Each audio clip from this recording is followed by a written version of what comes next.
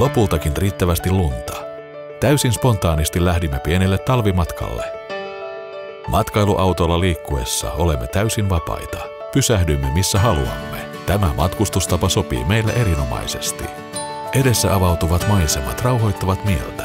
Lumi on puhdasta ja peittää metsän puut valkoisiksi. Pysähdymme ensimmäiselle tauolle. Leirintäalue sijaitsee upealla paikalla, järven rannalla. Kävelyllä toteamme, kuinka matkailuautolla liikkuessa lyhyelläkin lomalla voi nähdä ja kokea paljon. Olosuhteet olivat erinomaiset lumikenkäilyyn.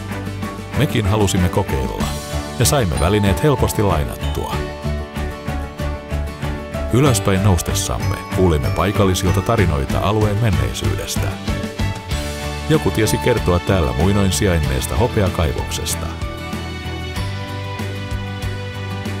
Tällaisia elämyksiä ei tule vastaan moottoriteillä tai kaupungeissa.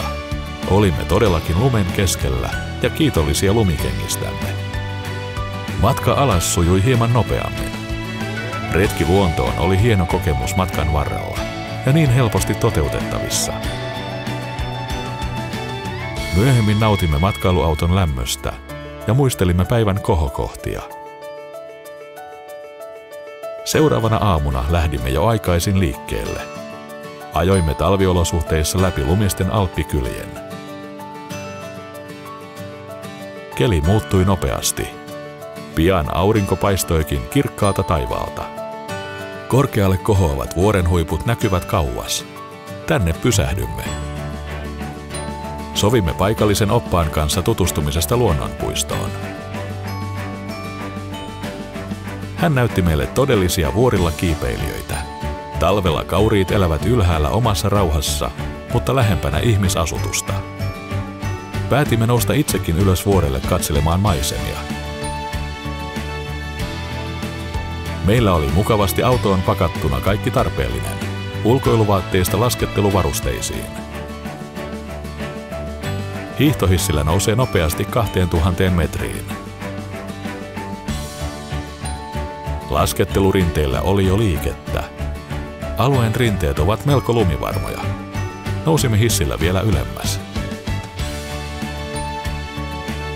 Tätä olimme odottaneetkin. Vauhdilla alas laaksoon, upeista maisemista nauttien.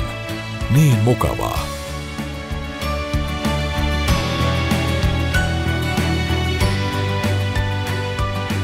Pysähdyimme tauolle viehättävään rinneravintolaan. Aurinko lämmitti ja pikalomamme tuntui täydelliseltä. Matkalla alaspäin näimme jo ensimmäiset pilvet. Lumisade alkaisi pian. Hieno talvimatkamme huipentui hevosajeluun.